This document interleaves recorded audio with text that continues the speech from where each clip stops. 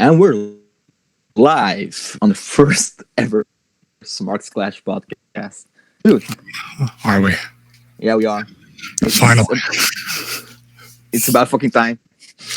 Got too much technical difficulties for this fucking shit. I'm already tired of it. Had no clue Google just cut out Hangout, so that's always Yeah. fun. Yeah, that's fucking stupid. Like, we used to do this shit in the old days. And now they're like, nah, you can't stream through Hangouts anymore. So I had like download a fucking software on my PC, and I have no clue if it's safe or anything. So let's hope it is. Oh, software? OBS Studio. So Yeah, OBS is safe. yeah, all right, that's cool. That's cool. So what did we just watch? Actually, AEW's All Out. Yeah, it was a good pay-per-view. It was a good pay-per-view, hell indeed. What were your thoughts actually going into the pay-per-view when you just saw the card? Just the card. I mean, I was going into knowing it was probably going to be a good show because the shows previously weren't good.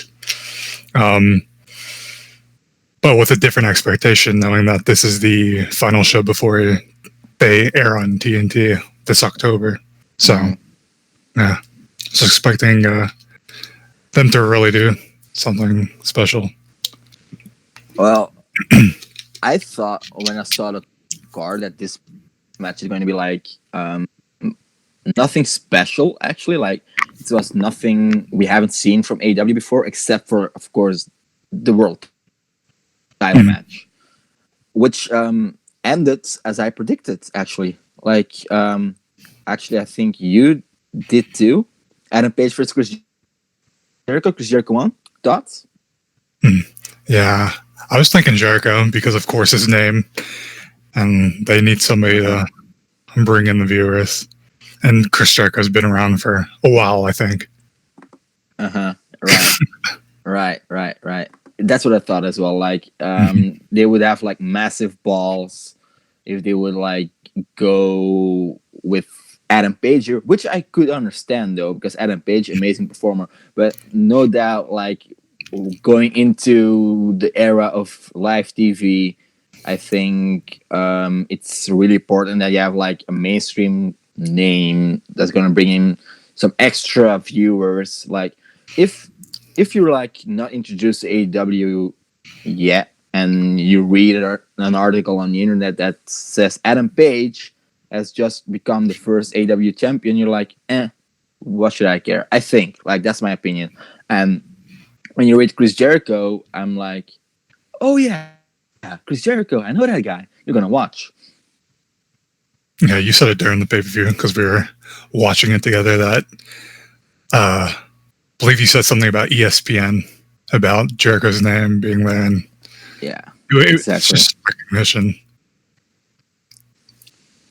Yeah, exactly. That's exactly what I'm heading at. Because you're not going to get the mainstream media attention either when your champion is like when your first champion is like a relatively unknown name in the mainstream wrestling world. I think. Okay, like I think most people know Paige, but anyway, what were your thoughts on the match itself? It was pretty damn good, honestly. I know, right? Yeah. I mean, that's all I can say is it's a really good match. If you haven't seen it, you need to watch it. It's to the max, you know. The storytelling too, like, it's impeccable, to be honest. Because I think a lot of people, a lot of non-AEW fans expect no storytelling from AEW.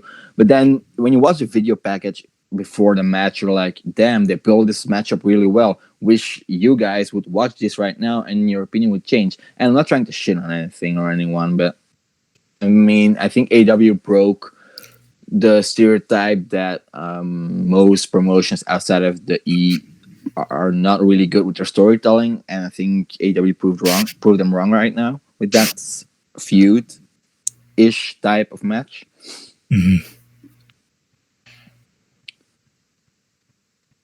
Okay, the next match we're gonna get into, Cody against Shawn Spears, which was kind of surprisingly very good, actually, in my mind. Did you pay attention at all? I did. This Yeah, was a you match I was did. looking forward to. You did. You actually paid attention Yeah. to 2 matches on the fucking card. Holy shit! What's wrong with you?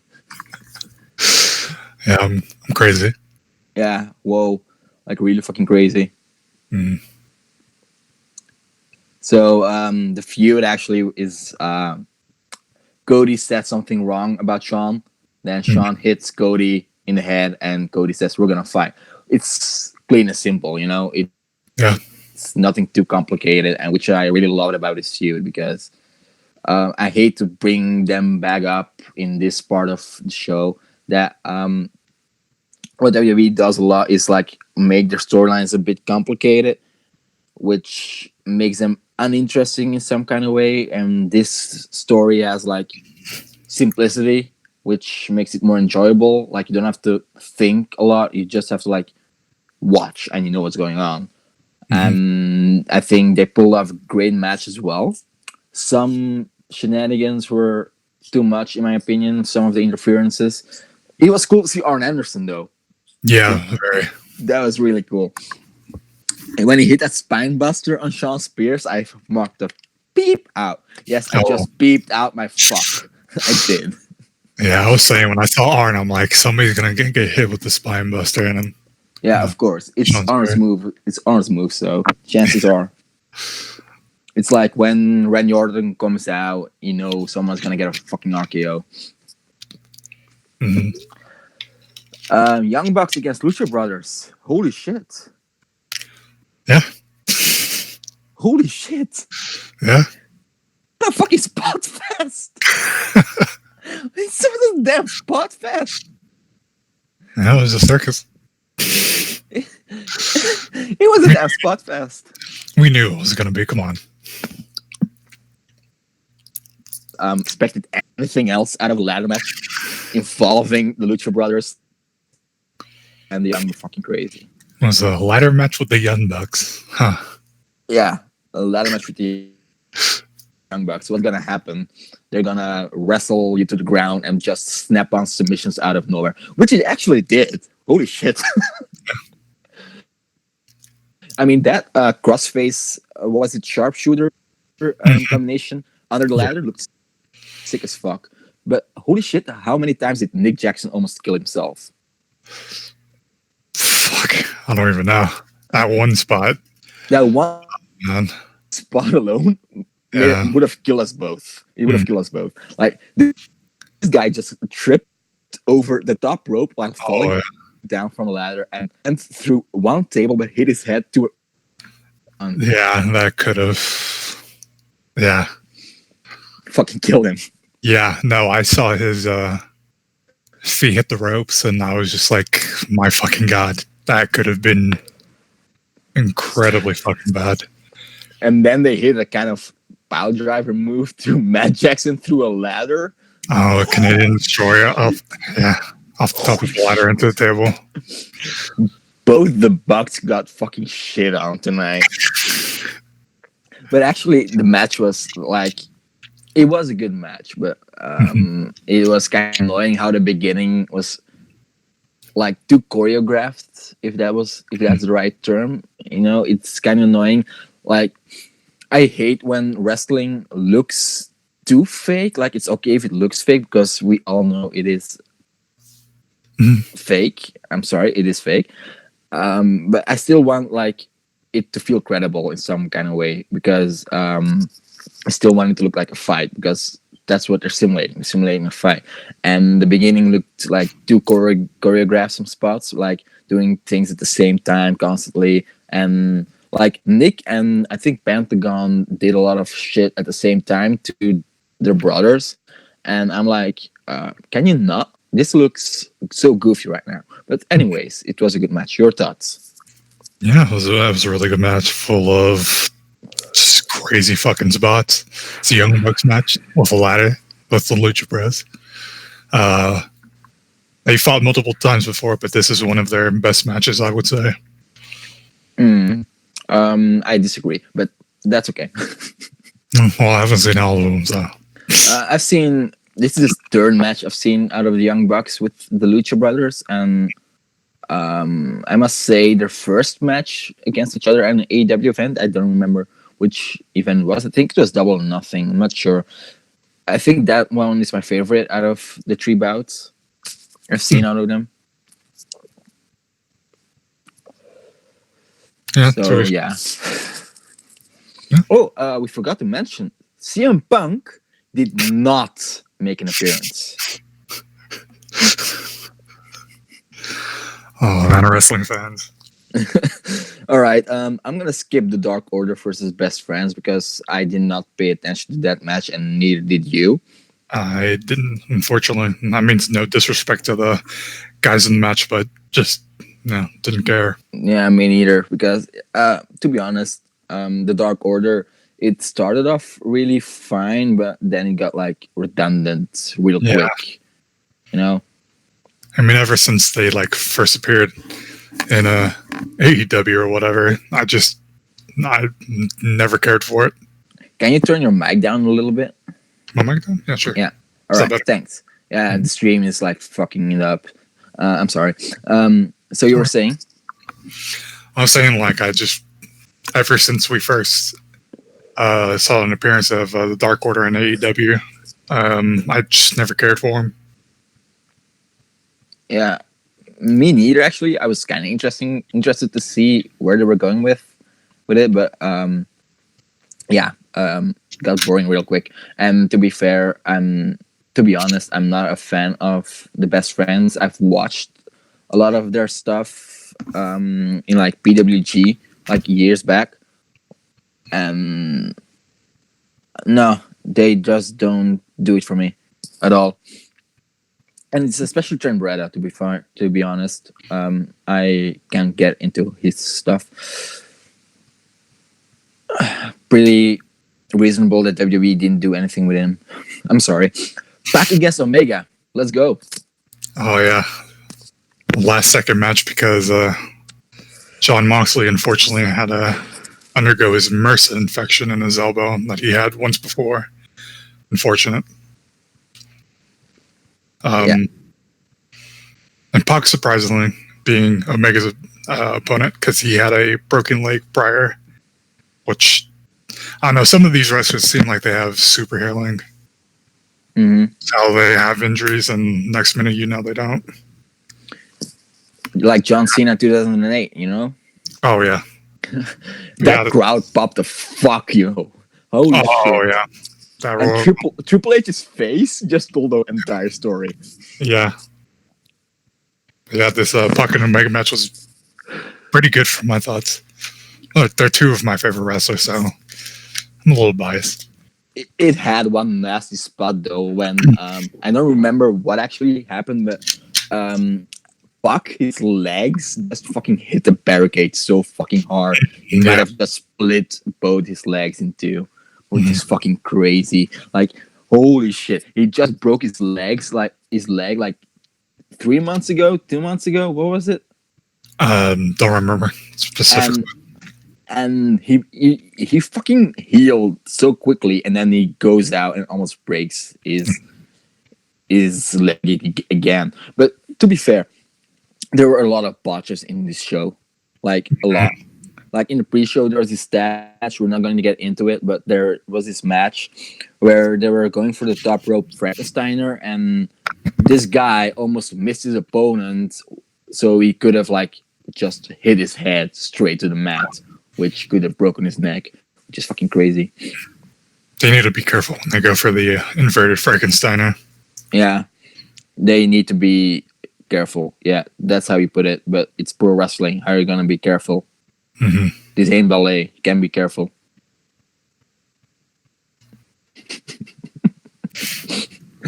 Okay. Then that's our thoughts on AEW's All Out. I think we missed the match of the night. Jimmy Havoc versus Darby Allin versus Joe Janela. Holy shit. These three motherfuckers are It's Crazy. crazy. We laughed our asses off during this match constantly in our call Yeah. because this shit was entertaining and also like fucking hardcore. Mhm. It was a Cracker Barrel clash. I'm going to give you the honors to explain what the Cracker Barrel match actually is.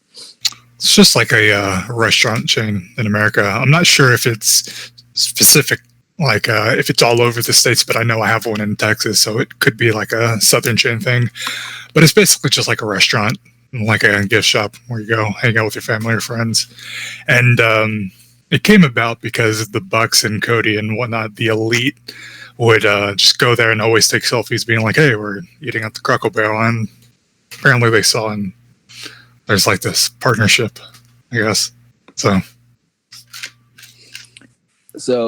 What happens in this match?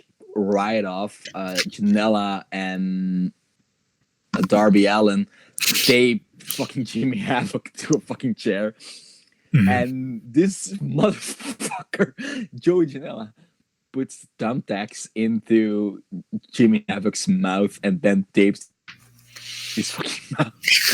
And Darby Allin somersaults from the top rope right onto Jimmy Havoc, who is sitting on a chair outside of the ring to the barricade. So just imagine what happens there. Just imagine.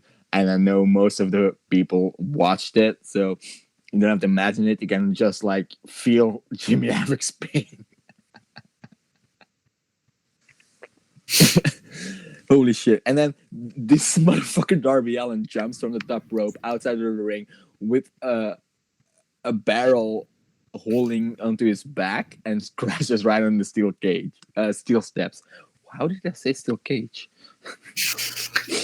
Anyway. yeah, he had a pretty bad whiplash. Yeah, holy shit. Yeah, arena.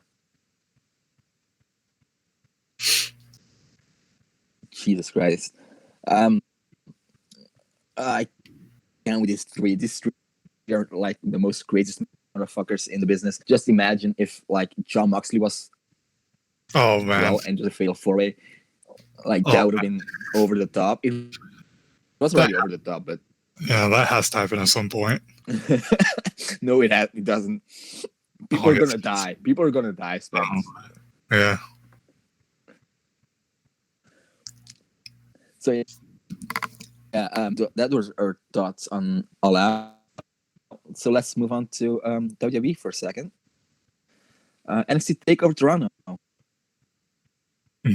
What do you think about the card? I thought it was good. Not being too much of an NXT fan, I know they put on shows, or great shows, but I don't know. For some reason, I don't have an interest in it. But I saw this pay per view, and what was it? NXT Takeover Toronto. Yeah, it was a pretty damn good show. Watched everything but the main event, but yeah, like NXT can put on good stuff. Yeah, you're still a piece of shit for not watching the main event, by the way. Oh, okay. I mean, I know it's overworked, but yeah,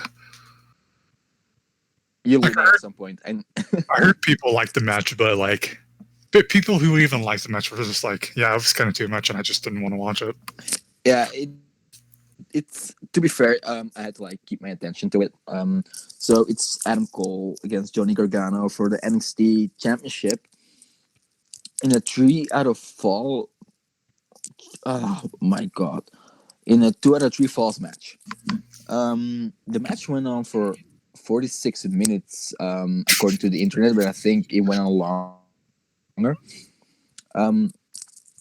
So the first match was a regular wrestling match where Johnny Gargano takes the DQ, which means Adam Cole is 1-up, and then Johnny Gargano defeats Adam Cole in a street fight for the 1-1, and then Adam Cole defeated Johnny Gargano in a silent match, which is basically the match that Dean Ambrose, John Moxley, Dean Ambrose brought into the WWE. It was like already known in TNA, but another other name which I can't remember. But it's basically a match with all kind of weapons in steel cage. Mm. So the match ends with Adam Cole and Johnny Gargano on top of the cage. Adam Cole, I think they wanted to go with Adam Cole pushes Gargano off the cage and falls in the tug of war. Of them fall down. I'm not really sure what they're trying to do. And then both crash through a table. I think if I can remember it correctly. And then Adam Cole crawls over to the pin, which was a good finish to like a great match. Yes, it was kind of overworked, but still great match. So to the matches that you did watch, Shayna Blazer against Mia Yim for the Women's Championship. Thoughts? Yeah, I thought it was a good match. I really like Shayna Baszler a lot. I think she's really fucking cool.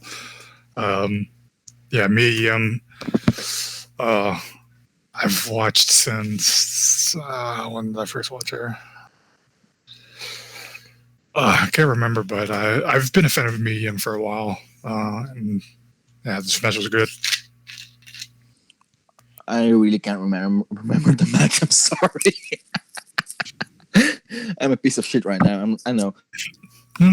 What I do remember is Mia Yim with a fucking badass entrance. Holy shit, that entrance had me hyped up as fuck. I just think Shayna Baszler's just really fucking cool. That's all I can say. I think she's been a great champion. And to be honest, I'm not a big fan of women's wrestling, and I know that makes me sound really sexist, but I'm not. Just saying. Just preference. Yeah, just preference. But this match, honestly, what I can remember from it made my dislike. It's not the exact word, but my dislike. I'm going with that word right now because I don't know a better word to phrase it. Kind of like turn my dislike around for women's wrestling. And there are more matches that did that for me. Like Becky Lynch does that a lot for me. I'm a huge fan of Becky Lynch. Getting that in a second. And I must say, ever since the women's revolution in WWE started, ever since Paige and Emma were tearing it up at NXT, I became a bigger fan of women's wrestling as a whole. And it's part due to WWE's view of women's wrestling before the women's revolution, which made me dislike women's wrestling a lot. And I'm glad to see that the women are really tearing it up at NXT, because the women aren't doing really great at the moment on the main roster, I hear, even though at pay-per-views they put on decent matches on a constant basis. But I hear that on Raw and SmackDown they are barely on TV anymore. So I'm glad to see that the women in NXT still get their chances. And that brings us to Io Shirai versus Candice LeRae. Do you remember that match? I do. I'm a fan of both women. But yeah, adding on to your comment about women's wrestling, if you're looking for women's wrestling, just watch Stardom or Shimmer. I'm sure there are other promotions out there, but if you're disappointed with women's wrestling and WWE especially, look outside, because there's so much out there. Yeah, I would, but I barely have the time. No, we talked about that. But yeah, Candice LeRae versus Io Shirai. Good match. I'm a fan of both women. Candice LeRae, been a fan since a certain PWG show. Can't remember, but I've been a fan of her for a while. She's one of my favorite women in the wrestling world. Io Shirai, I was a bigger fan of Kana, or Asuka as she's now known. Never got into Shirai until a little while, until she left and joined WWE. But yeah, both are really good. They put on a really good match. To get back onto my comment I made earlier about women's wrestling, I was wrong.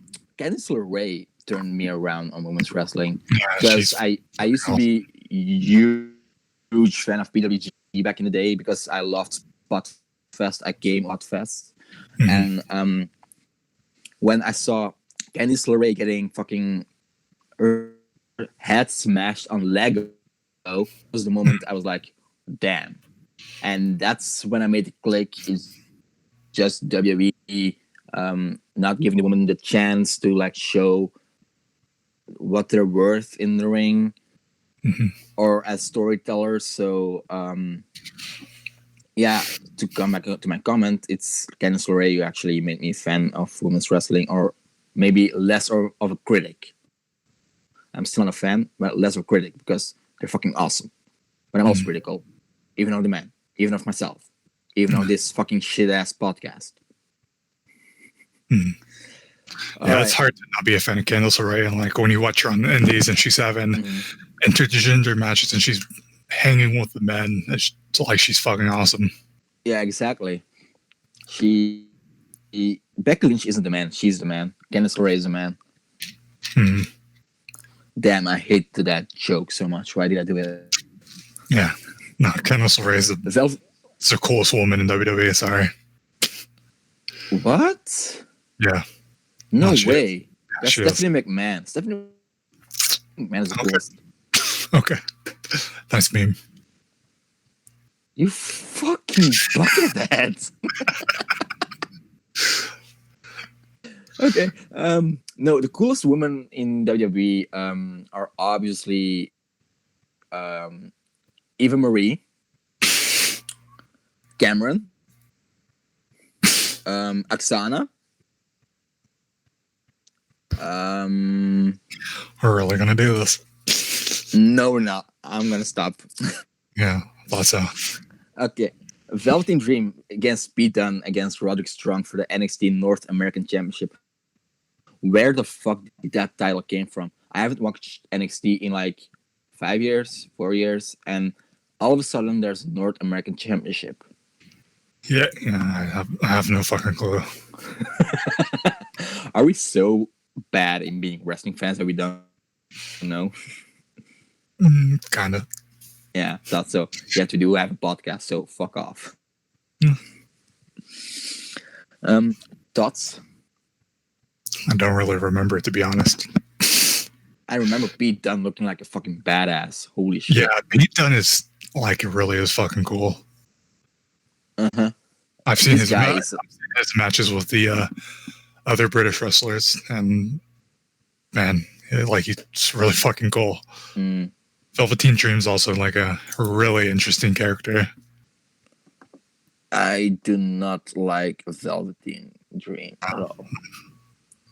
At all. Well, I like him as a wrestler. I don't like his character.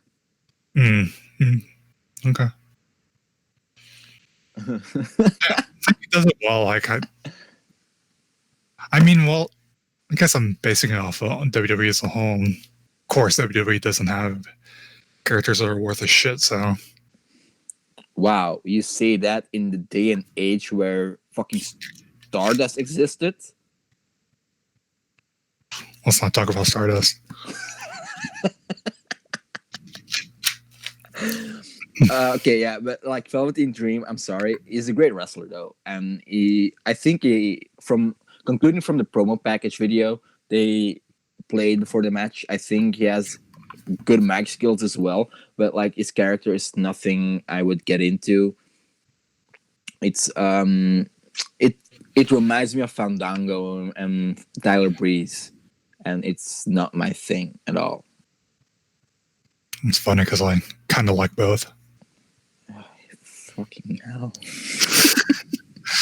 Of course you do, because you. I loved Tyler Breeze when he was first in NXT, and then of course the main roster curse happened, and of course you happened. So of course you do, because you fucking watch Dragon Gate.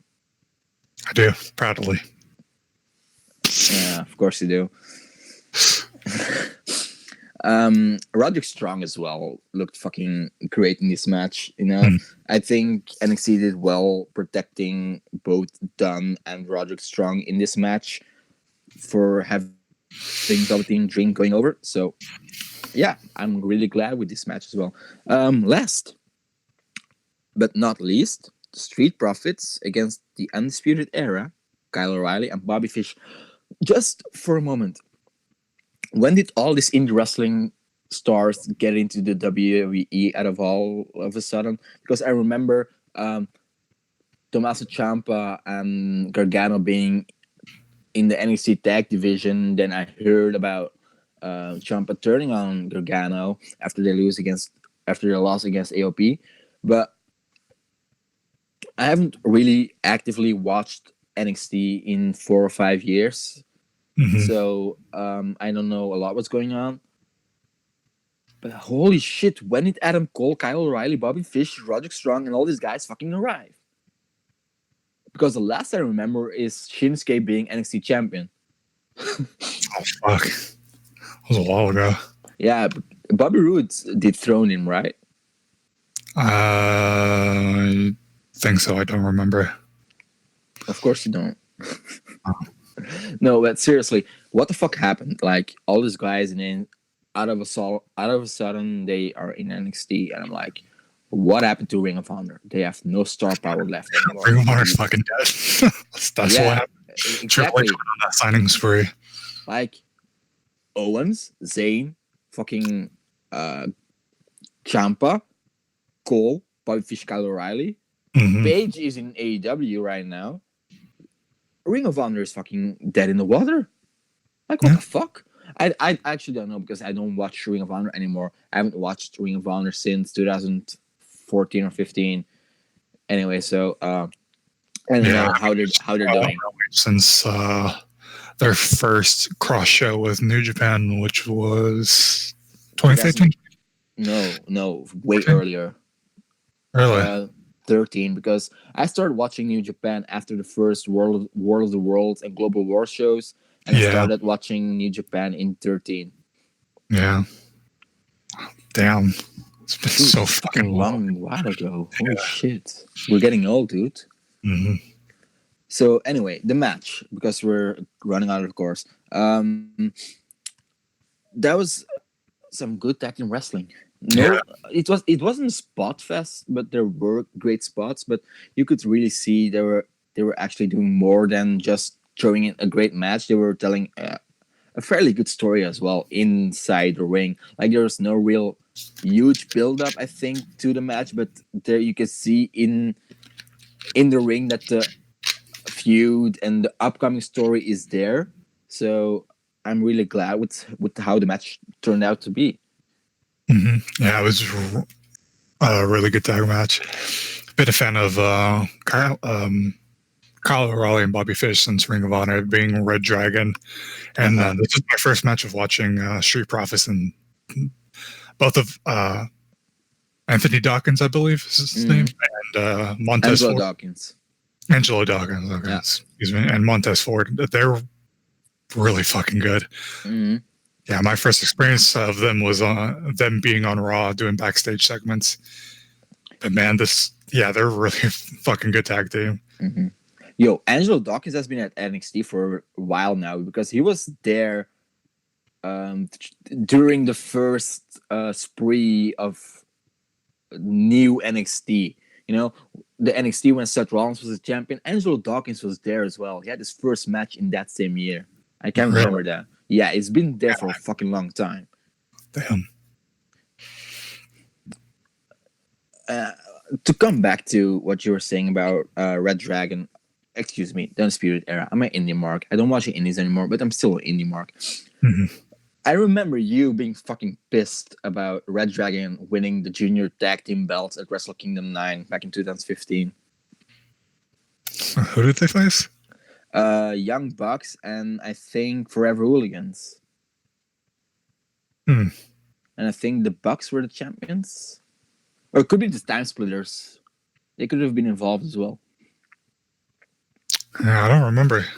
It was probably because they were like hot potatoing the tag titles or something. Yeah, I remember like not really liking the junior tag division. Don't remember specifically why though. They were hot potatoing it after Wrestle Kingdom because they went over like the fighting for it over 4 shows, and it changed hands each of those shows, which was really annoying. Yeah. Yeah, I do remember because I'm on my New Japan Pro Wrestling spree. Gotcha. That's my fucking alarm clock going off. That means it's 7 a.m. I do not have life, people. So Stayed up to watch wrestling. yeah, because I'm a wrestling mark. So SummerSlam, holy shit! I was thinking about staying up for SummerSlam. I wasn't sure if I was gonna, because I wasn't really hyped for it. To be honest, because the main event was Seth against Brock, and how they treated Seth's title reign since WrestleMania. Besides the 5-star match between Seth and AJ, no, Dave Meltzer didn't actually give this match 5 stars, but Dave Meltzer is a sour cunt. He should have. So yeah, they didn't treat Seth's title reign really well. So I was like, yeah, Seth lost the title at Extreme Rules, I think, to Brock cashing Money in the Bank, and I'm like, yeah, this match is going to be good, but I really do not care because either Brock is going over or Seth is winning it, and they're gonna fuck it up again. So I'm not staying up for this shit. But out of nowhere, I said, okay, let me just watch the pre-show, and then we'll see. And I stayed up all night, fucking again. So, thoughts about the card going into the show? Yeah, not too hot on WWE, but SummerSlam being the second biggest show of the year, debatably, if you want to say Royal Rumble is, but whatever. I don't know. Every time SummerSlam comes around, I kind of have my expectations there a little bit. Yeah, Same SummerSlam. Or Royal Rumble. SummerSlam is usually hotter as WrestleMania, in my opinion, because it's shorter as well. Like this year's WrestleMania went on for 6 hours. That's just too fucking long. Yeah. Well, almost 6 hours. Like fucking, you had the pre-show, which was 2 hours, and then WrestleMania itself was like 5 hours. That's 7 hours of wrestling. Just imagine being a fan there in the stadium. You just traveled from Australia to the States. You go fucking to MetLife and you sit there 7 hours, already tired of your journey, watching wrestling. Just imagine that. That's fucking crazy. It's fucking crazy. Yeah. But anyway, SummerSlam. Did you watch the pre-show? I think I had it on in the background. I don't really pay attention to any of the pre-shows, regardless of what show it is. So you turn on the pre-show of SummerSlam and you started watching Dragon Gate? No.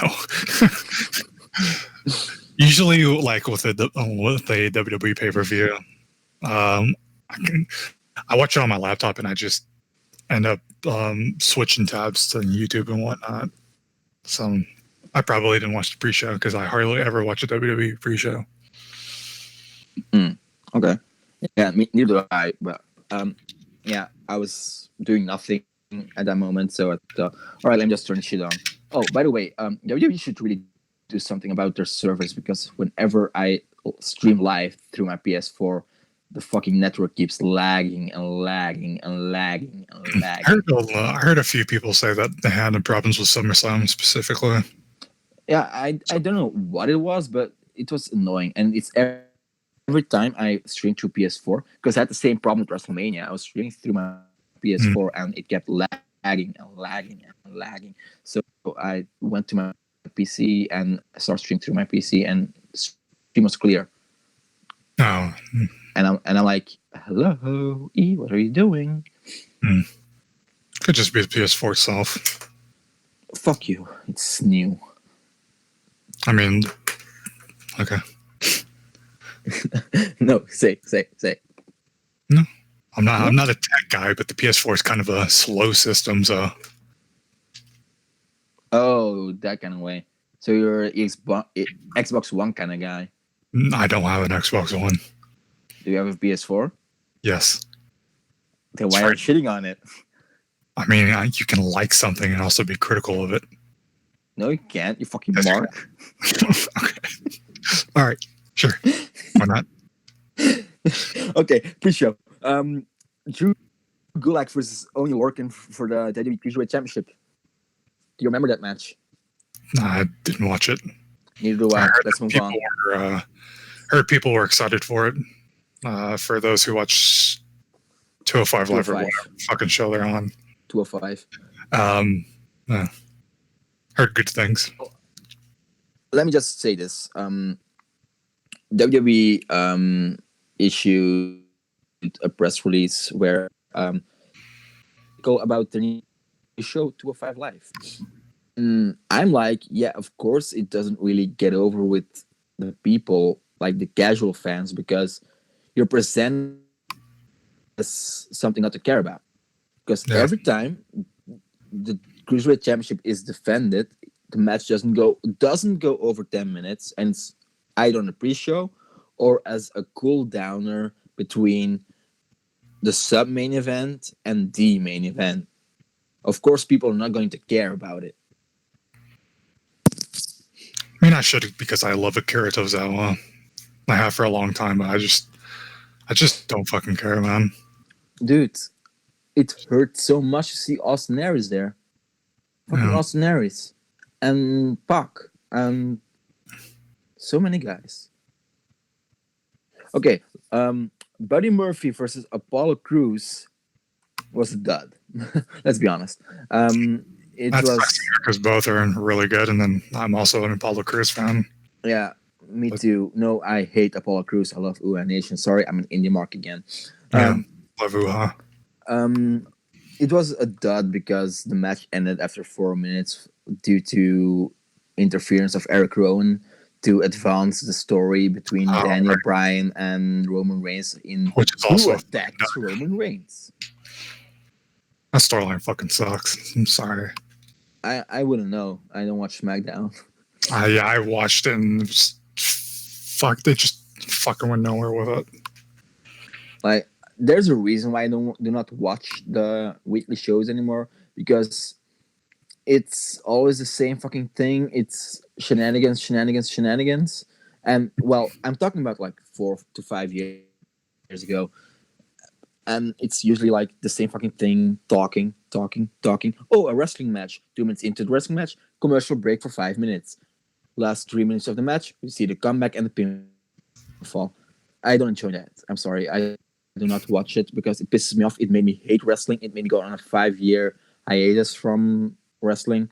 So I made a decision to only watch the pay-per-views because the promo packages fucking explain the storyline very well and hyped me up very well. So I'm satisfied with only the pay-per-views. Yeah.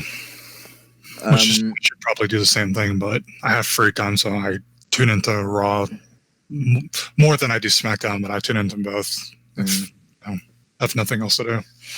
Yeah, well, I'm a pretty busy man, and yeah, so I do not have the patience or the time to sit through them. Oh, trust me, I don't have the patience either.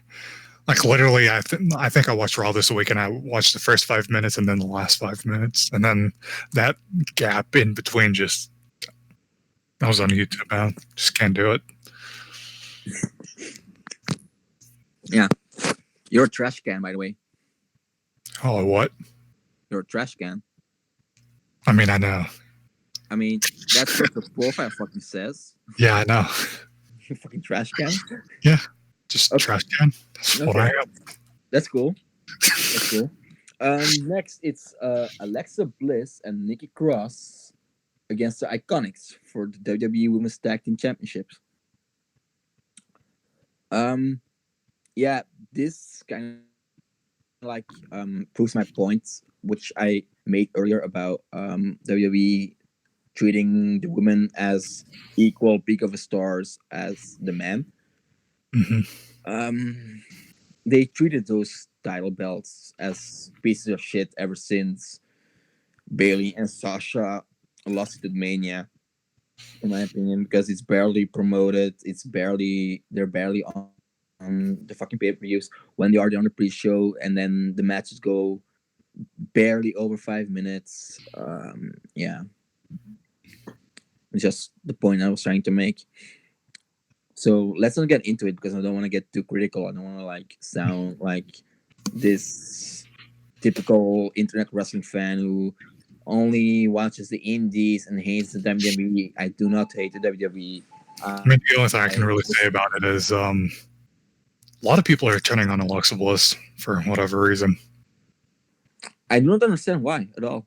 Like People are saying that are like protecting her too much or kind of giving her special treatment or whatever. I'm not actually not sure, but I know that when Alexa and Nikki won, that I saw a lot of people just being like, "Oh, fuck Alexa," and I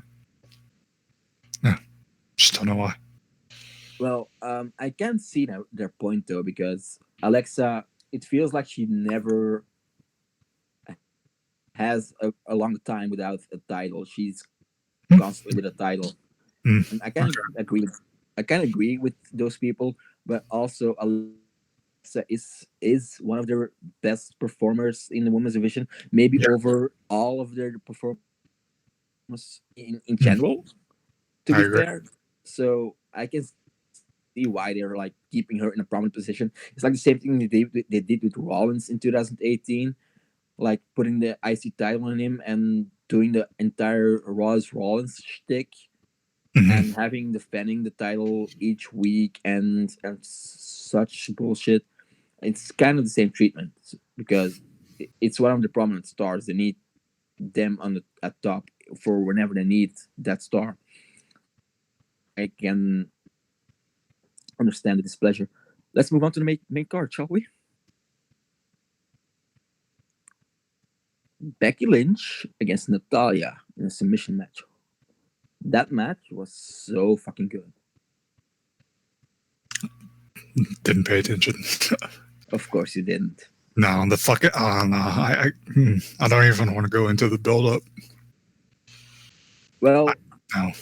I saw some of the build up Yeah, on you want to Twitter. talk about Natalia's build up promos? Yeah, those are fucking great. Well, the videos on Twitter, like the backstage promos, which you go into WWE.com, or videos Becky recorded herself, or like the new Canadian hero shtick that she did. I think it was fucking fun.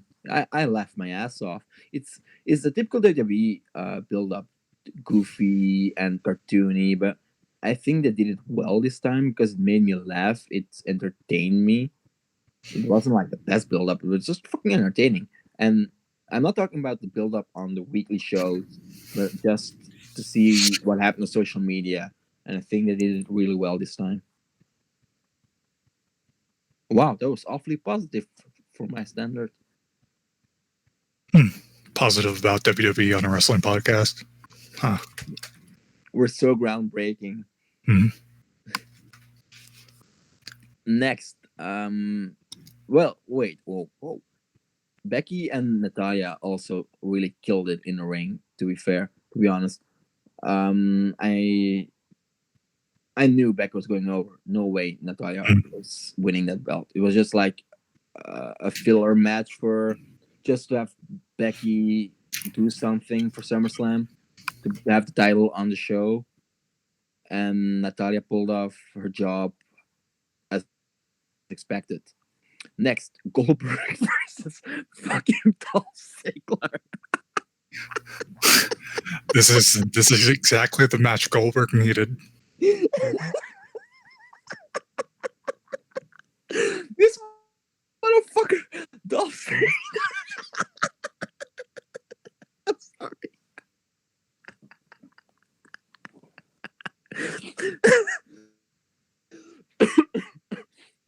Okay, I'm gonna turn my mic off. You give your thoughts. Like I said, this is exactly the match Goldberg needed. Just a squash match with somebody who can sell really well. Not Undertaker, obviously. Or I mean, Brock Lesnar for that matter. oh yeah, or yeah. So yeah, this fucking goof Dolph Ziggler.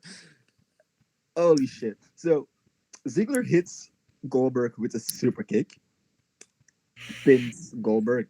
Goldberg kicks out before the 1 count. Another super kick. Goldberg kicks out after one. Goldberg hits Ziggler with a massive spear, Hmm.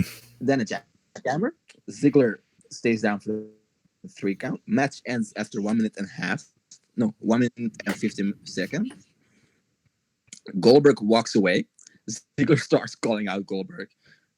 Goldberg hits Ziggler with another spear. Goldberg is actually backstage now after the second spear, and Ziggler starts fucking yelling at Goldberg again. Goldberg comes out. Goldberg picks up Dolph, pats his shoulder, runs to the ropes, spears Ziggler's brains out of his head, and then leaves. Just love Dolph Ziggler though. That should be his new gimmick. Yeah, just getting squashed. Yeah, just getting squashed and then talking shit on the mic. I hope Hornswoggle comes back and fucking squashes Ziggler. Oh man. Okay, AJ versus Ricochet. Ricochet coming out in Nightwing gear. How was that? How did you enjoy that? I didn't care for it. Yeah, it was okay. I mean, So you didn't care for it? no, not really. I mean, I thought it was cool gear. It just kind of, I don't know, the design of the gear just like was cool at the same time. It wasn't. I don't know. Okay. Thoughts on the match itself, though? I mean, say just as Ricochet, good match. It's Styles against Ricochet. Good match. Yeah, totally. I have to say I'm disappointed though with WWE's creative with these type of stars. Hmm. Even if it would have gone under 15 minutes like it did, I think if you add some type of stipulation to this match, a ladder match of something or something, dude, imagine. Just fucking imagine. I mean, come on. Or a Falls Count Anywhere. Falls Count Anywhere between AJ and Ricochet. Holy shit. Take my money. Mhm. But still, great match. The ending was pretty good. Yeah, it wasn't the Kota Ibushi finish. Yeah, it was the Kota Ibushi finish from. Was it a G1? Yeah, it was a G1. It was a G1. Yeah. I watched It was a like Phoenix Splash. Yeah, it was a Phoenix Splash into a AJ catching him and putting him into a Styles Clash. Yeah, it was good. It was good, but it wasn't as good as AJ reversing the curb stomp into a Styles Clash. I'm sorry. Mm. Okay, Bailey against Ember Moon was a snooze fest, so I'm not gonna get into that. Do you have thoughts you want to say? Nope. Ember Moon is really fucking cool. Ember Moon is fucking cool, and Bailey needs to go back to NXT. Mm-hmm. I just think Bailey needs something like. She just needs something different. Like, I'm not talking about like a heel turn or anything. She just, I don't know. There's just something about her that isn't connecting like it should. Well, her gimmick connected well in NXT, I think. Oh yeah, I loved her in NXT when she was feuding with Sasha.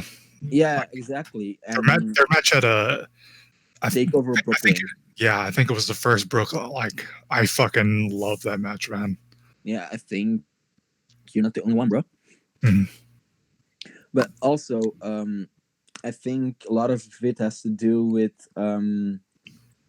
No, I actually have no clue about it. Why Bailey can't connect on the main roster the way she did at NXT, because she's basically still the same. Mm-hmm. I mean, but it anyway, could be different audiences. Yeah, maybe. Anyway, Owens versus Shane.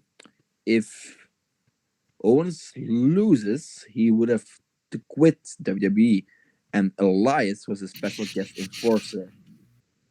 Thoughts about this match? I don't remember much of it. I mean, it's a Shane McMahon match. I don't know. I just don't really want to watch a Shane McMahon match. I watched it, but I didn't pay attention to it. Well, I think Shane should go off television right now Yeah, yeah. because it's been way too long. And I'm and we're saying Also, that like especially me like I I wanted Shane back on TV for so fucking long when he was gone because I've always liked Shane since I was a kid. But like man, I want him off TV now, man. And I know that like once he does get off TV, that I'm gonna after a while I'm gonna want him back. So it's a fucking no. well, I marked out when Shane returns. To be honest, Oh yeah, I do too. Yeah. and he's been fun as a face, Mhm. but as a heel, he's been so he's been so annoying, and not annoying as a heel should be. Like Mhm. yeah, he's having Xbox heat. Yeah, no. Pretty sure every heel in WWE on the main roster at least has that go away hate because they just don't really know how to make a bad guy. Except for the Miz. But like, yeah, I'm not a writer, I so fuck what I say, I guess. But just so you know, there hasn't been like a good heel on the main roster for a while. Except for the Miz. Yeah, Yeah, well, yeah, I would agree with this.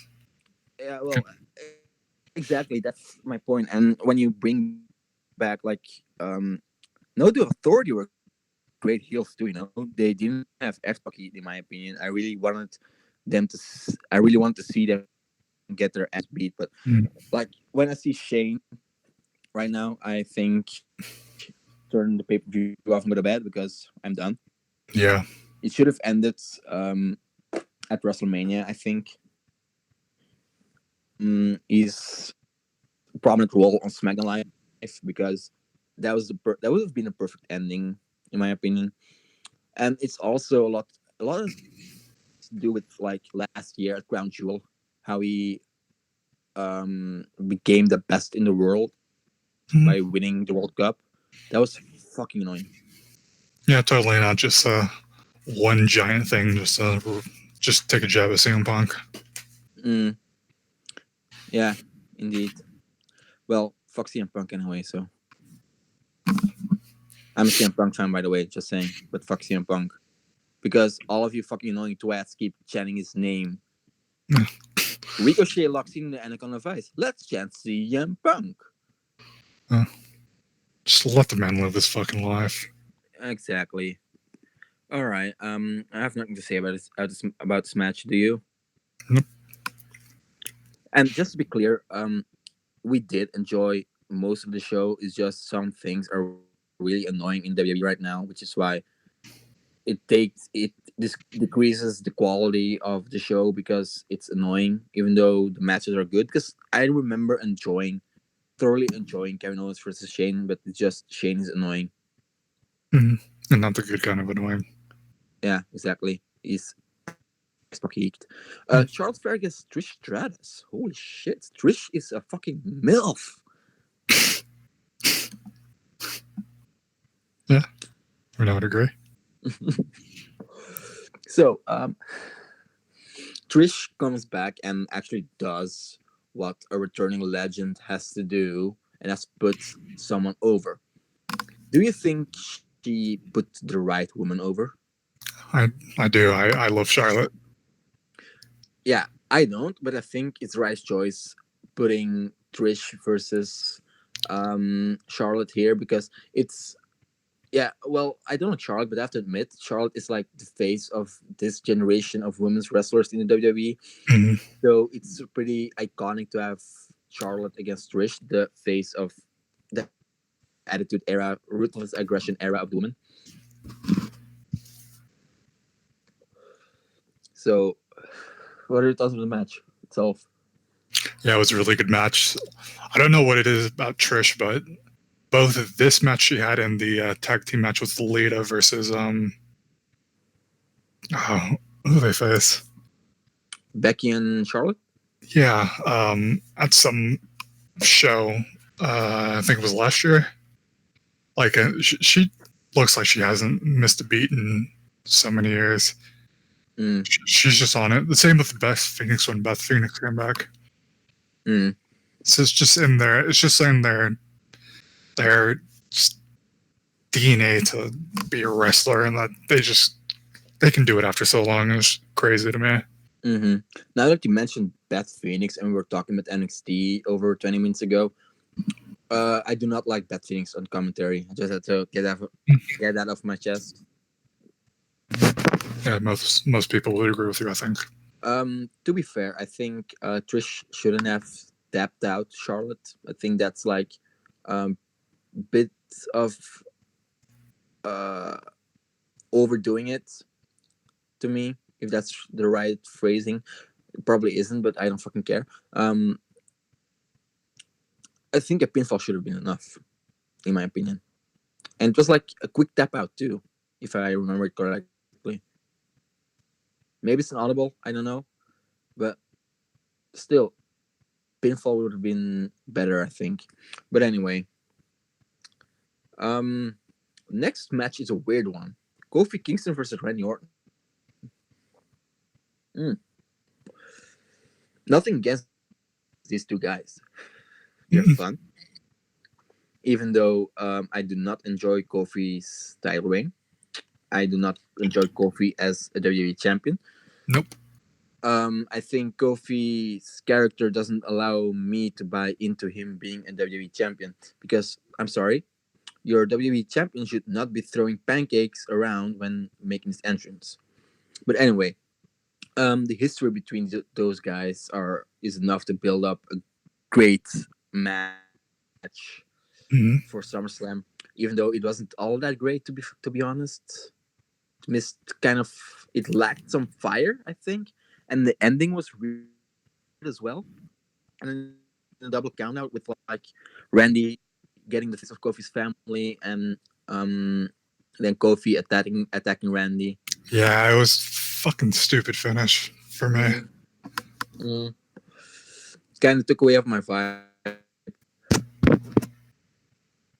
But still, props to WWE to like pull the trigger on Kofi finally, even it's like too late and the wrong gimmick. I actually hope that Kofi would kind of return to his gimmick to evoke some seriousness into his character, but they didn't. And well, maybe they did because I do not watch SmackDown, so I don't really know. But as far as I've seen from the pay-per-views, I think they are keeping 100% the New Day gimmick with Kofi, which annoys me as a WWE champion. All right, so let's move on to Bray Wyatt against Finn Balor. Holy shit, Bray Wyatt! His new theme song, well, his old revamped theme song, is fucking amazing.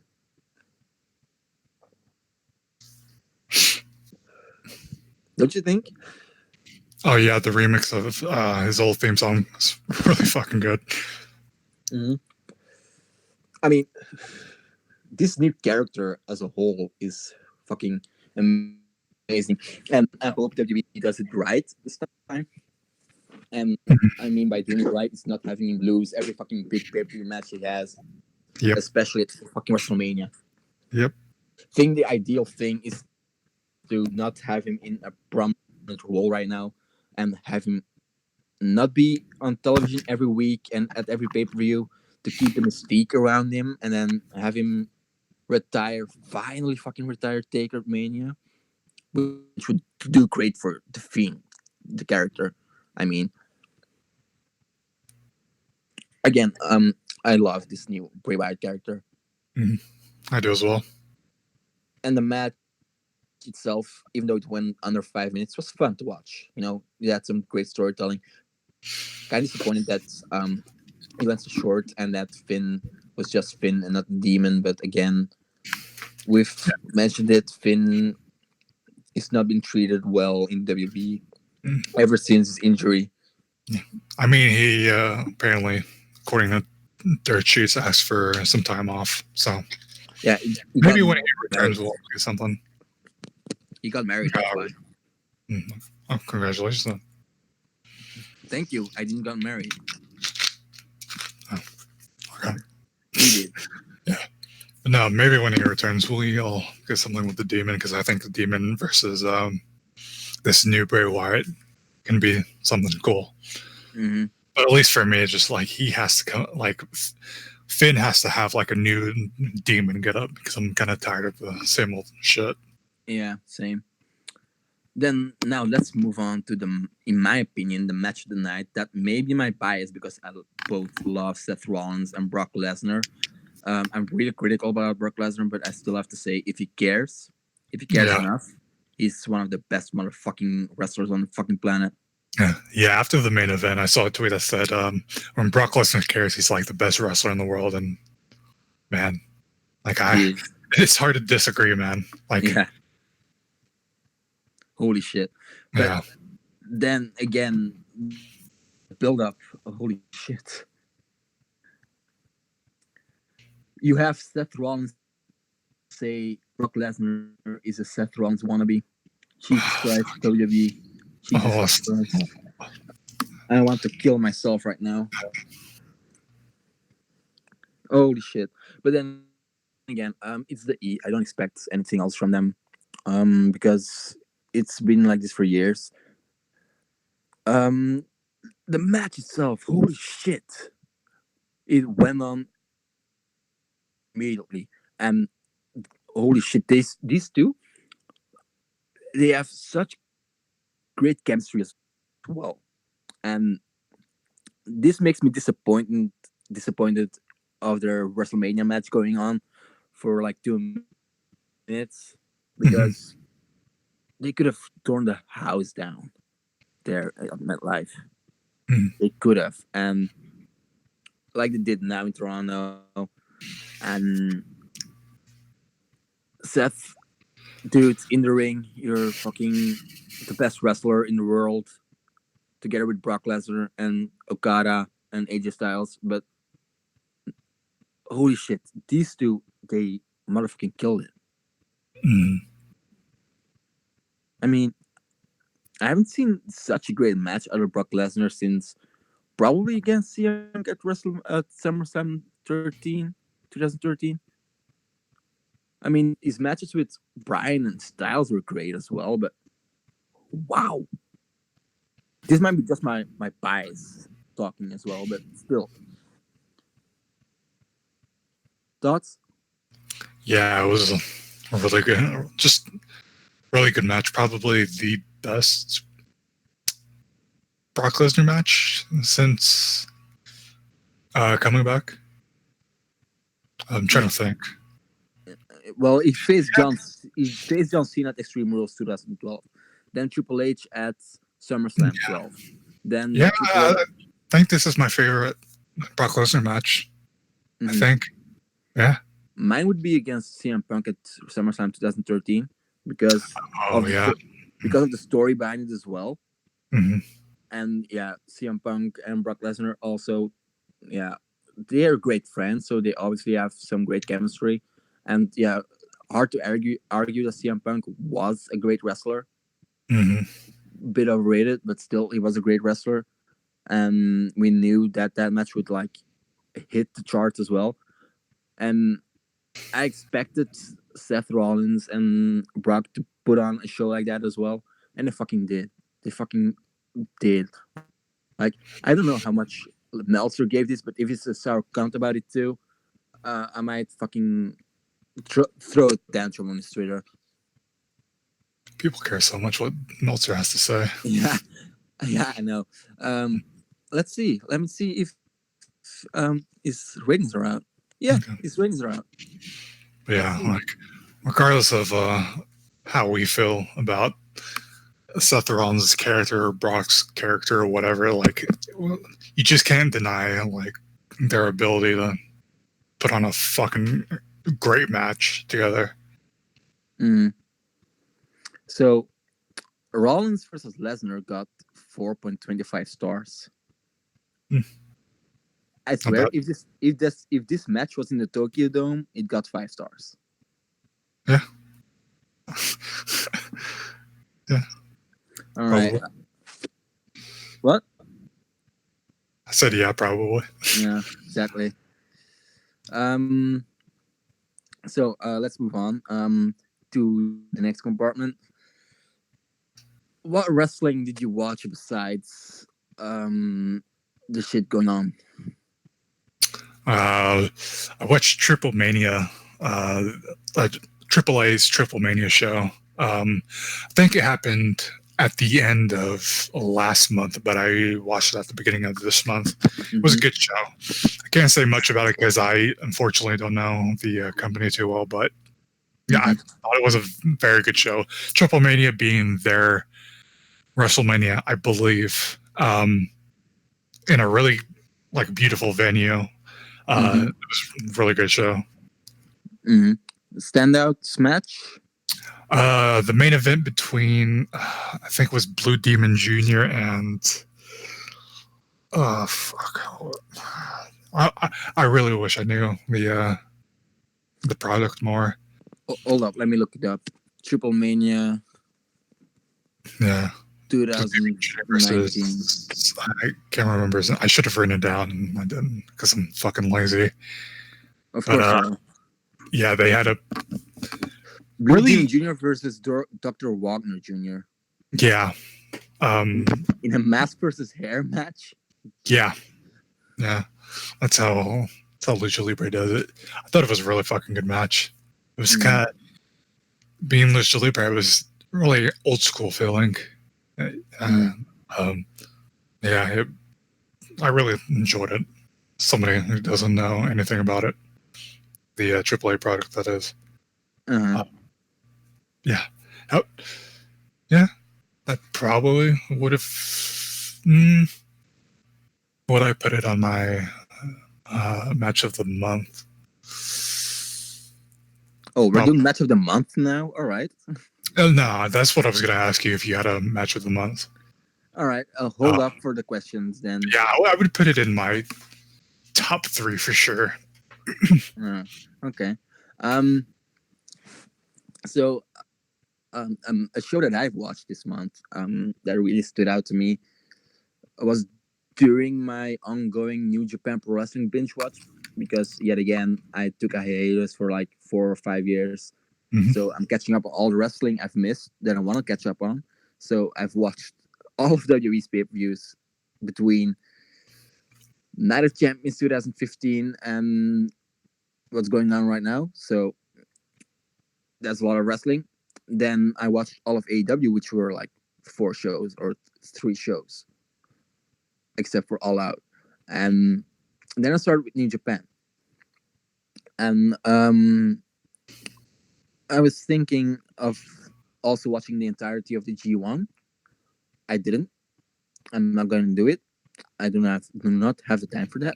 Mm-hmm. But the match that stood out to me, that I watched during that binge, was AJ versus Kota Ibushi. We mentioned it earlier, um, because that had a great finish. Holy shit! And it was so hard hitting as well. But the show that fucking blew my mind was Dominion. Dominion 2015. If you haven't watched it, if you have watched it, I don't care. Go watch it. Go watch it again. Admire it, because that card as well was fucking amazing. Except for the junior heavyweight title match, that was like the fourth time in like a time span of 6 months. The same match again.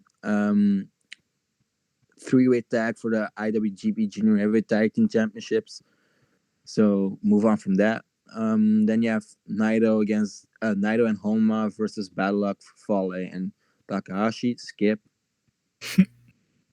Then you had Shibata against Sakuraba. Yeah, Holy shit. yeah. We all remember Sakuraba versus Suzuki at Wrestle Kingdom 9. Mm-hmm. Hard hitting, technical. This is just hard hitting. Holy shit. It's something you could probably see on the streets. Damn. But the match that stood out to me the most are 3 matches I'm just gonna talk about those three. No, four. Sorry, four. It was Kushida against Kenny Omega for the junior heavyweight title, which was a great match and an emotional moment because it was Kushida winning the junior heavyweight title. I think for the fifth time, but there was a great story behind it of Omega being a fucking dick to the entire junior heavyweight division, and Kushida cleaning up the cleaner. Great story. Um, if if you have the time, watch the entire story from Wrestle Kingdom up to that point, and you'll understand. But it's really good. The match itself is great as well. The storytelling in the match of Kushida's little injury, great. Then we have a Wrestle Kingdom 9 rematch. Toki Makabe against fucking Tomohiro Ishii. Holy shit. Those two can go. Those two can fucking go. Then you have another standout was Hiroki Goto against Shinsuke Nakamura. Rematch for the IWGP IC belt. Yeah, we all know Shinsuke. And Goto, I feel up to 2015 was one of the most underrated or underappreciated wrestlers in New Japan. The guy's a fucking beast, and I feel like you disagree About what? about Hiroki being kind of underrated, underappreciated. No, I agree. Okay, you better fucking Tanahashi Mark. It's not even my favorite wrestler. And then a safe bet. It's all a safe bet. The main event. AJ defending the heavyweight title against Okada. Battle of the Dropkicks. Fucking great match. Would have been an excellent match if the Bullet Club didn't interfere in the beginning of the match, because at that point, the Bullet Club really started to get on my nerves. Like X-Pac Heat, like Yeah. when they are like surrounding the ring, I feel like turning off the show because I know they're gonna like get involved and it's fucking annoying. But still, that match, great match as well. Great show, Dominion. I can't wait to like continue my NJPW watch, which I'm going to start probably this Monday. Um, uh, yeah. So that's wrap on our fucking first podcast almost. Let's go to the questions. We're gonna ask each other 5 wrestling related questions, and we have to answer to heart. You do the honors. You go first. You want me to go first? Yeah, ask your Okay. questions. Shoot. Since we just watched AEW's All Out pay per view, who do you think are going to be the first 3 champions after Jericho? Ah, Kenny Omega, Mhm. John Moxley, Mm. and Adam Page. Not in that order, but I think it's gonna be Adam Page going over Jericho. No, it's going to be Jericho dropping the belt to Omega. Omega finally putting over Adam Page after they've been on TV. So we had 2 big names in wrestling holding the belt, drawing in numbers, and then you pull the trigger on the young guy. And then when Moxley returns, he gets the belt.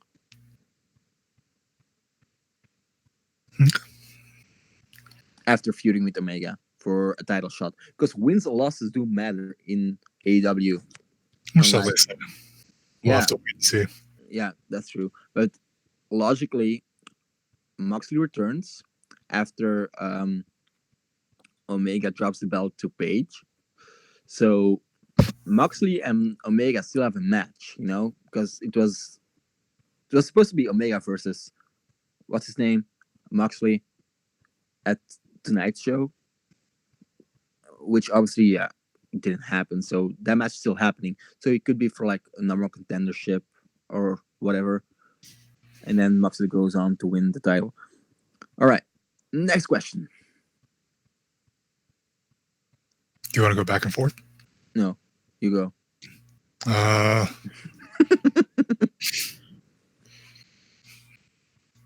see, I didn't think of any questions. All right. Then I'll go first. What's your current favorite promotion Hmm. currently? Yeah, just like you, I've been on a rocky relationship with wrestling, and I've taken a break here and there. But getting back into it about 4 months ago, I would say. Mm-hmm. I'd probably say New Japan. Mm. I think New Japan had a crazy good Best of the Super Juniors tournament, and they just wrapped up a fucking crazy G1. Just the match quality in New Japan is just top notch, and they've had a hell of a year. Mm. All right, your next question. Okay, let's see if I can think of one. I thought you had a match of the month question for me. Okay. Oh, since you've returned to wrestling after your long hiatus, what is 5 years. 5 years? Not long at all. What's your favorite match so far? Out of everything I've watched, or just the past month? All that you've watched since you've been back. Jesus Christ.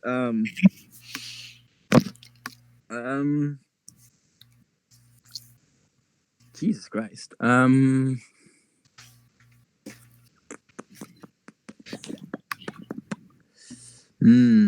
It's Seth Rollins versus AJ Styles at Money in the Bank this year, easily.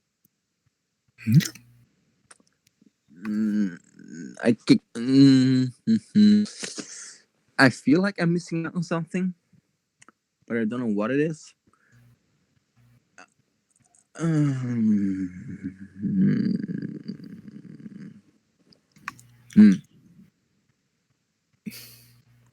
Nah, that's probably it. Yeah, No, it's a good choice. Good choice.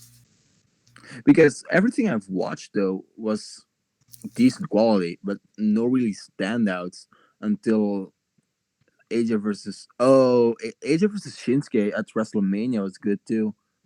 I'm gonna go with Undertaker versus Goldberg at the Saudi Arabia show because for the bands. No, I'm gonna keep it with Seth Rollins and AJ. Okay. Yeah, not a bad choice.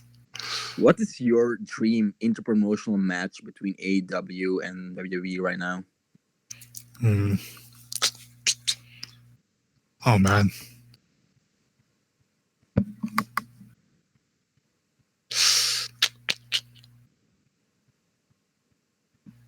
Oh, that's a really good question. I prepared, unlike you. Hmm.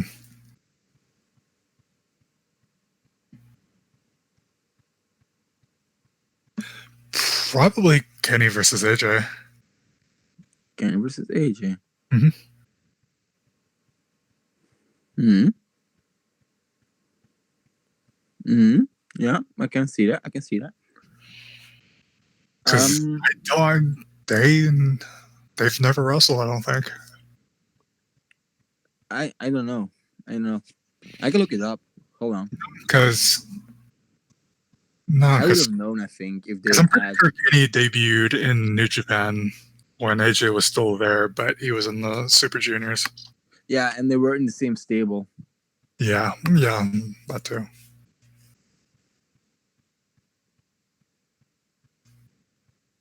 Yeah. Your next question. Whew, okay. Let's see. It's funny because it's funny that I just kind of want to ask AEW questions because it's what I'm most interested in. AEW Mark. Yeah, I mean, no, like well, yeah, sure. You WWE hater. Yeah, sure. I'll take that.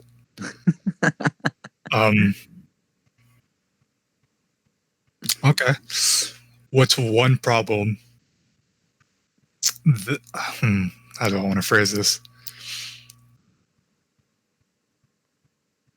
What's one problem WWE has that you do not want AEW to fall victim to? Um, Out of all the problems WWE has, two come to mind, and that's because right now it's hard for AEW to be perfect, right? So they're going to make mistakes. yeah, and there's two things I don't want them to do, and that's concentrating on some guys and keeping other guys in the dark for too long, which makes the crowd forget about them. WWE is really great with that because remember Rusev? Oh, yeah. That's what I mean. Like keeping guys away for way too long and not bringing them attention. Like just make sure they're on TV enough to like keep the heat around them, keep um, having the how do you call it momentum going. That was what I was looking for, and to keep building stars.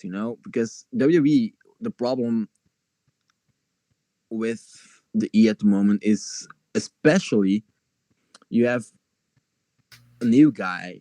Well, a new guy, not really a new guy, but you have a new champion. A guy who hasn't been on top of the mountain for like 3 years, 3 to 4 years, yeah, something like that. In Seth Rollins, sorry, I'm a mark, but yeah, it's still kind of the truth. He wins the title at WrestleMania, faces AJ at Money in the Bank. Who is he gonna face next? He faces fucking Baron Corbin, but there's no one else to face either because they do not fucking build enough stars. There's Mhm. not much. There's not much behind most of the guys because you could easily go with Seth versus a guy like Cesaro. Obviously, us hardcore fans are gonna care because it's Seth Rollins versus Cesaro. You know what I'm saying? But what are the casual fans going to think about it? Because they do not give a shit about Cesaro because they are not creatively behind him enough to build him up enough to have the credibility. You know what I'm saying? Mhm. And I hope that AEW doesn't make that mistake. Another thing would be concentrating on the stories too much because I'd like to say it like this: WWE uses wrestling matches to enhance the story, while it should be the story should enhance the wrestling match. Mhm. And I hope AEW doesn't make that mistake. It's a mistake TNA made. They copied a product. It's like WWE was a Coca Cola and TNA was Pepsi Cola. Now WWE is a Coca Cola and AEW is a motherfucking Dr Pepper. Same kind of product, but really an alternative. While Pepsi is kind of a cheap copy of Coca Cola. You know what I'm saying? Mhm. So I kind of hope they don't go in that same direction in their products. Mhm. Okay. Um, Third question for you. What is the worst match you watched this month?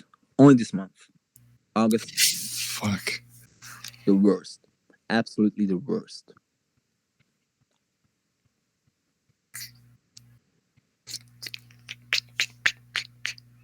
Did the AEW Jacksonville show happen this month or last month? Jacksonville. The Fight for the Fallen show. Hold on.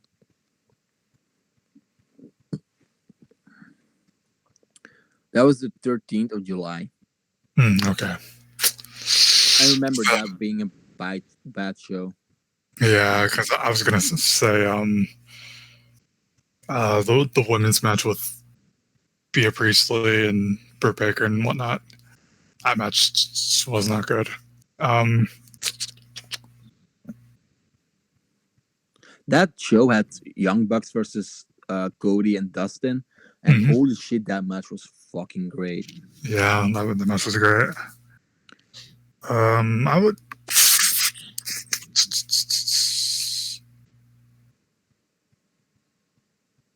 Hmm. Was it on Raw? I think was it on Raw this past week. I think it was Bailey versus someone. I can't remember. I can't remember. I think it was a Bailey match from either this week or last week's Raw or SmackDown. Hold on, let me see if I can find it. You don't have to watch it again. I don't want to watch it. No. No, I remember watching it, and then I listened to a Wrestler or Observer newsletter, and Dave brought it up that let me see if I can find it. This is gonna be dead air, but whatever. You actually listen to the Wrestler Observer? Yeah, on YouTube, like clips here and there. I don't listen to the entire show. Oh, okay. Crazy motherfucker. Mm-hmm. Mm-hmm. Yeah, I can't really find it.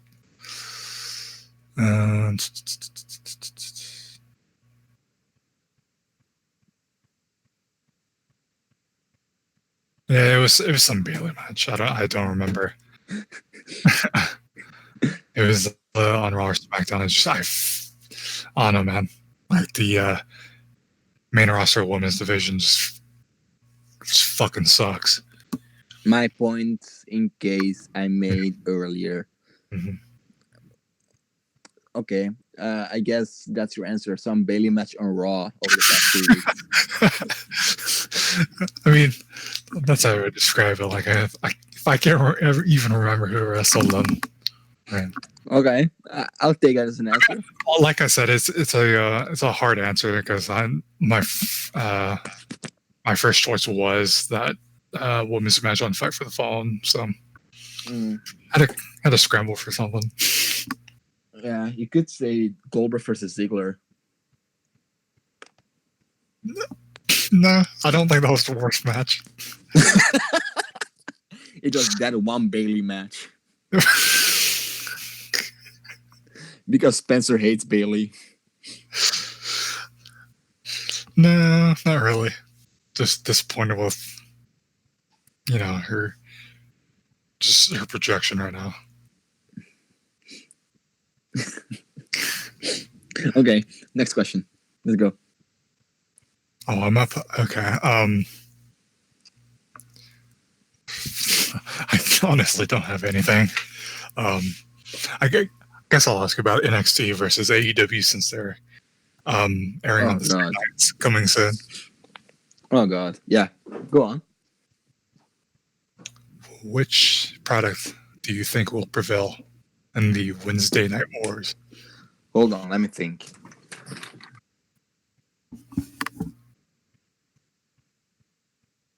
Like I said, it's so hard coming up with a question because you're still catching up on New Japan and you don't want spoilers, and there really isn't anything to talk about on the main roster of WWE. So,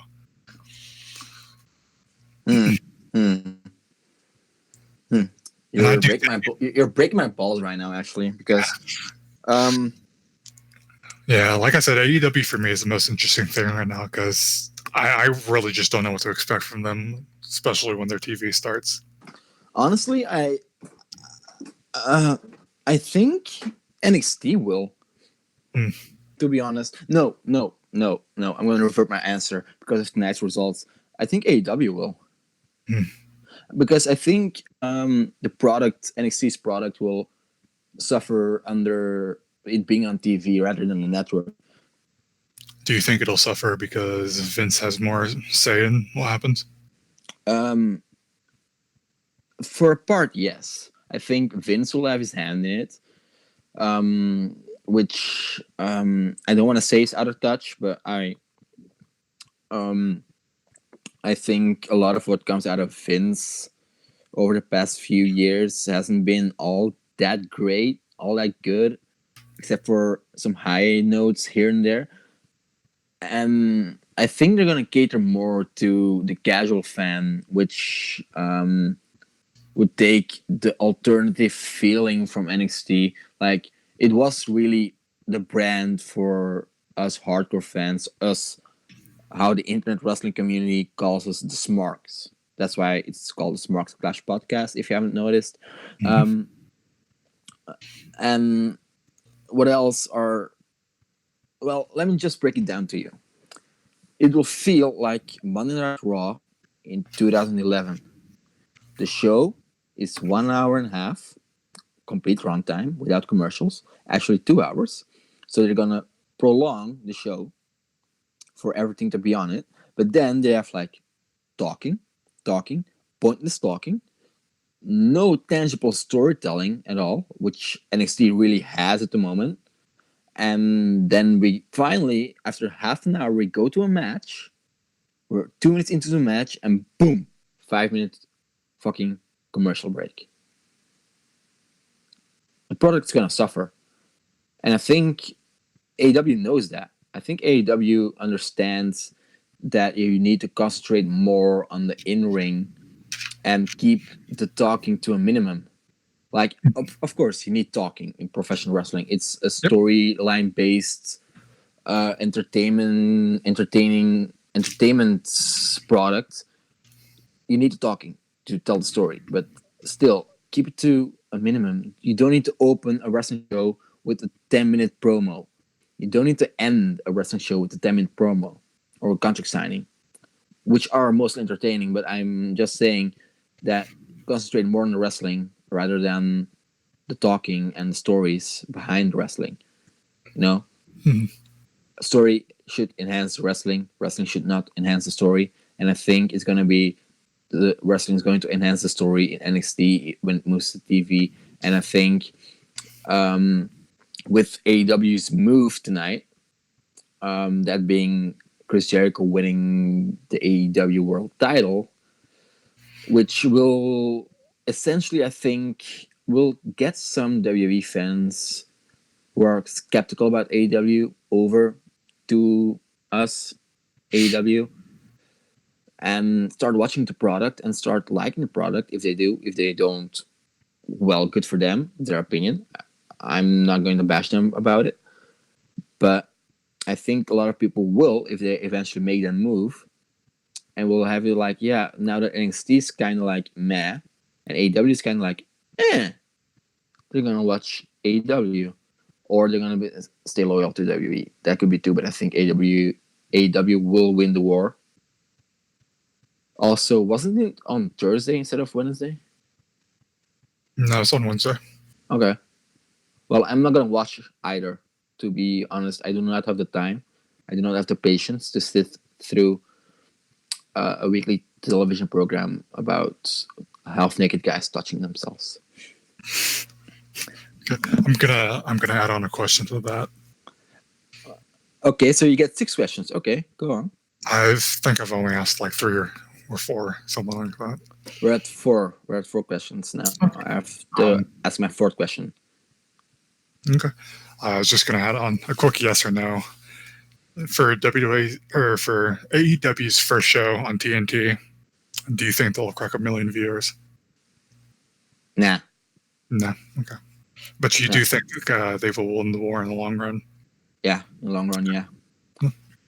But I don't think NXT will have that much viewers either, to be honest. Because it's taped, you know?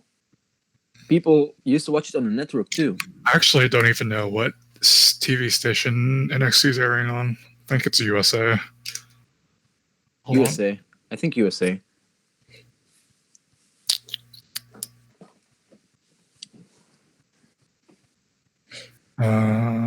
Yeah, USA. USA. Well, honestly, I think it's a bad move to go on the war with AEW. Not because I think AEW is a better product.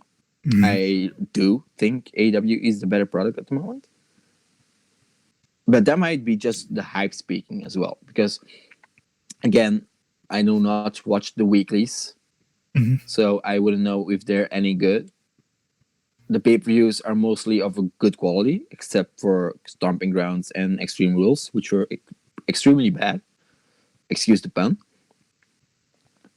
And I think it's a bad move for NXT to move over to the cable, because it's going to be once on TV. Then you gotta wait 2 weeks for watching it on the network, even longer. I think Raws are uploaded on the network months after their initial airing date. So people can't watch it on the network. People are not going to be always going to be able to watch it live on TV. So more illegal streaming is going to be enhanced as well. So I don't think it's a good idea for WWE to go over, for NXT to go over to the TV network. Anyway, fourth question for you. Why is Tanahashi a wanker? No, that's a joke.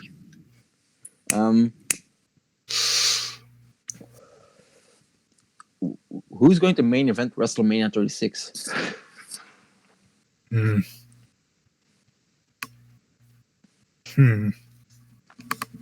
event. I think it'll be a men's match. I don't think they'll do another women's match.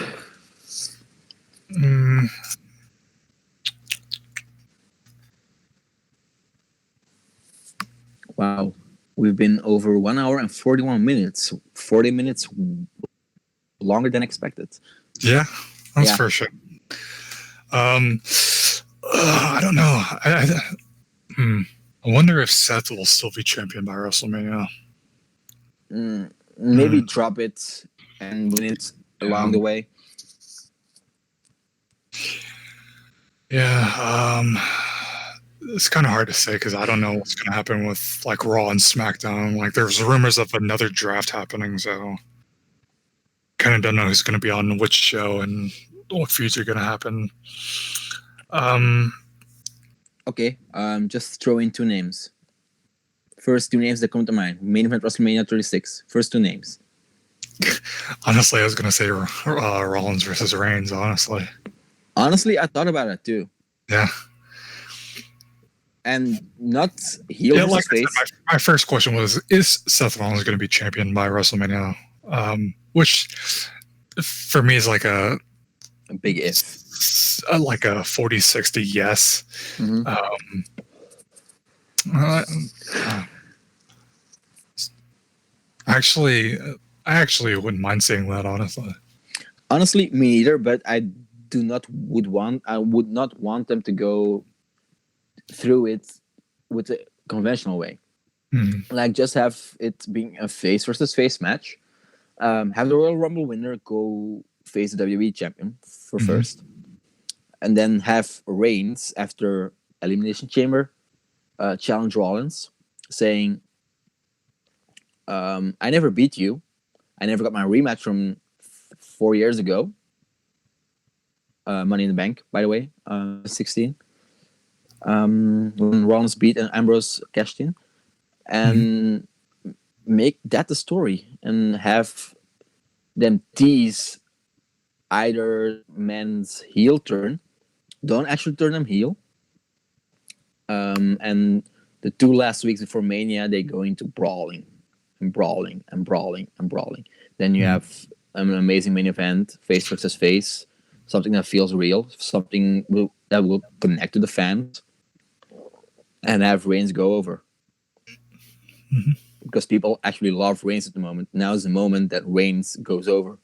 And yeah, I kind of just threw it out there, honestly. But if you think about the main event of WrestleMania for the past few years, this with the whole Brock and Rollins and Reigns thing, it kind of makes sense. Honestly, well, not honestly. I saw a tweet earlier in the week saying Seth Rollins has never main evented WrestleMania. He has. Forgot WrestleMania 31? He was in that fucking main event. He fucking won that title in the main event. Okay, fifth question. Let's go. Oh, my turn. Okay. Hmm.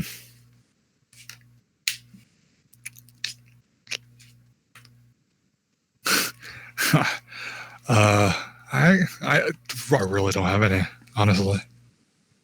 Just throw something random. Just throw something random. Mm-hmm. Who would you rather have, Hill, Rollins, or Reigns? Motherfucker, I just said Oh, did face you? versus face. Oh, okay. Rollins, by the way.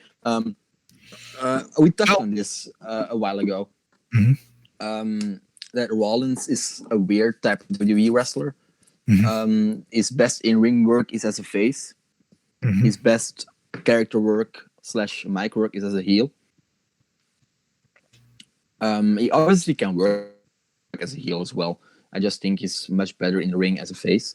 But I think I have Rollins rather on the mic as a heel, and Reigns I would rather not have him near a mic. To be fair, I agree.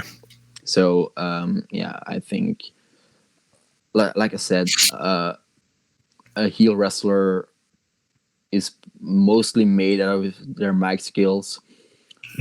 Both men mic skills are not good at all, but Seth has the edge on Roman in my opinion. That may be my bias, but I don't care. I think Seth is a better mic worker, and especially as a heel. So there you go, Seth. Last question for you.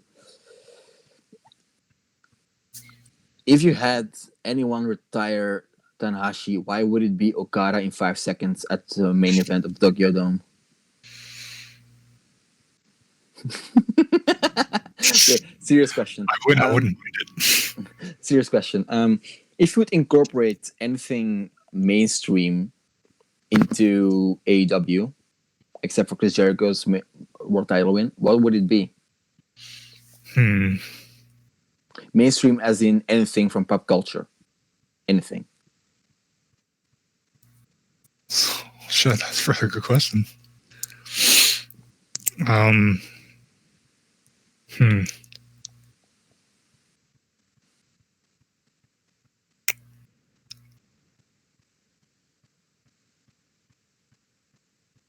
Fuck, I actually don't know.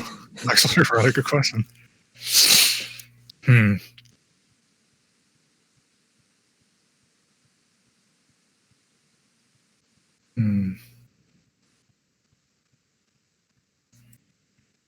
Fuck, I honestly have no fucking idea. Because they obviously have like the casino team, you know? It's very much casino based, like the Battle Royale, you know? It's based on which card you drew. I think they should incorporate some social justice points as well. You know, send a message of equality to the public. You know, something that would give them the extra edge in mainstream attention. No, yeah, they've said that. Like, pretty sure. I think it was Nick Jackson of the Young Bucks who said. I think it was at the AEW press conference they did when they officially announced All Elite Wrestling that one of their points of AEW was to kind of do social justice like that, like equal pay for everyone, equal rights for everyone, and whatnot.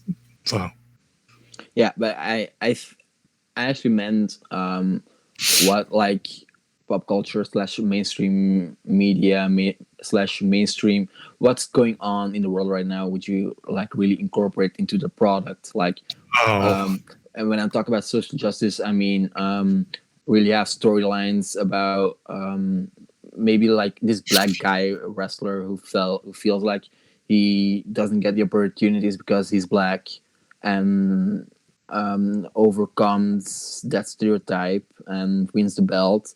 Like he is on a roll of wins. He beats, let's say, the next in line, Kenny Omega. Kenny Omega wins the title, but the black guy doesn't get his fucking opportunity, and incorporate that kind of stuff. But still, like my point earlier, that story should enhance the match. and that story should be incorporated in the match, not differently. Yeah. Gonna be honest, And I hate social justice with a passion. yeah, because you're a fucking mark. That was nonsense. Okay, let me give you another question. What is it that AEW does right now that makes you feel it's a better product? I think they're going into their product with just like a fresh direction, I guess. Because I mean, they've said multiple times that they've seen what other companies do. WWE, and I hope they don't fall into the same mistakes that WWE does. So I think it's that. Like TNA did.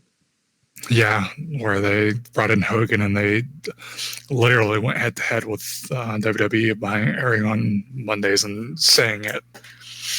They aired on Mondays? I'm pretty sure they did. Because I remember Impact being on Thursdays a lot. No, I think there was a short time where they like were going hard against WWE and they aired on Mondays, because I remember switching back and forth. But yeah, I like to. So I guess finish the answer. Like, their product right now isn't like, holy shit, this is so much better. It's the promise of there being something better. I think that's what has me so excited. Well, now that you brought up TNA, and this is like the last thing we're going to touch on right now, what I feel what TNA really did wrong when it was still TNA, now it's just called Impact, and apparently they're killing it, and good for them. But I'm not watching it because I'm done with that company. I'm officially done with that wrestling show because it's not the same company. But what killed TNA, I think, is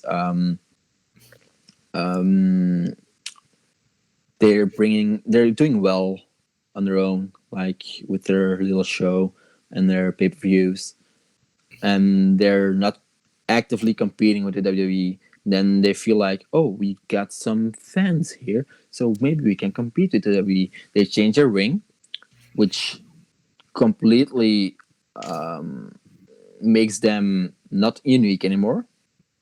They bring in guys like Kevin Nash, Booker T, Mick Foley, Ric Flair, Hulk Hogan, Eric Bischoff. Honestly, it feels like Raw from 2002. Watching that Impact. And yes, of course, Jeff Hardy is champion. Other WWE guy. Mr. Anderson becomes champion. Former WWE guy.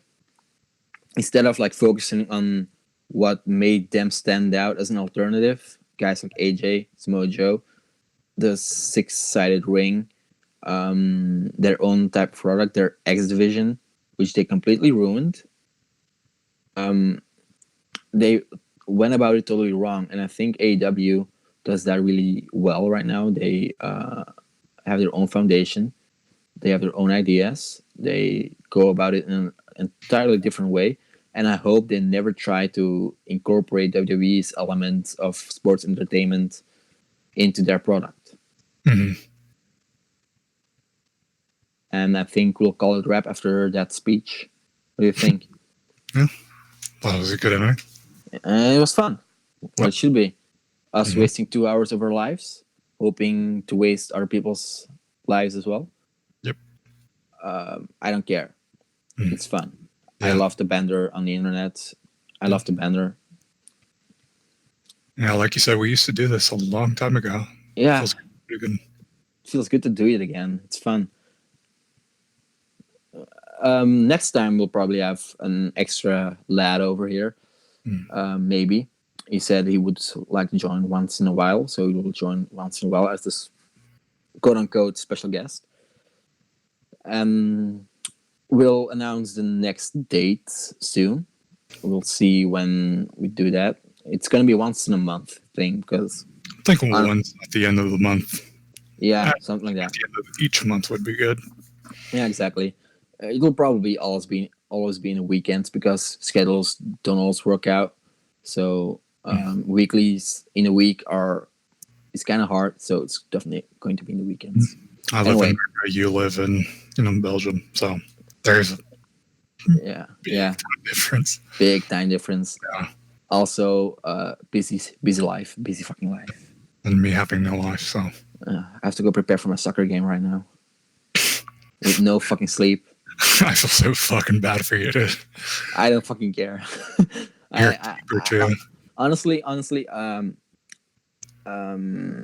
had so much sleep going from Friday to Saturday. Like I went to bed at 2 a.m. But I got up at 3 p.m.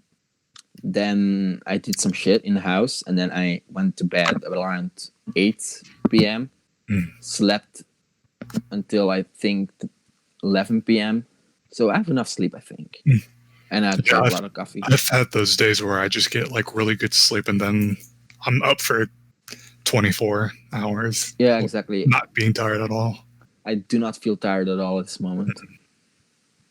Just make sure you drink water; it'll keep you up. Yeah, or coffee. Oh, yeah. Or Red Bull. Or that too. Or Monster. Yeah. Or my girlfriend's pussy juice. I had to go there. All right. Good night, everyone.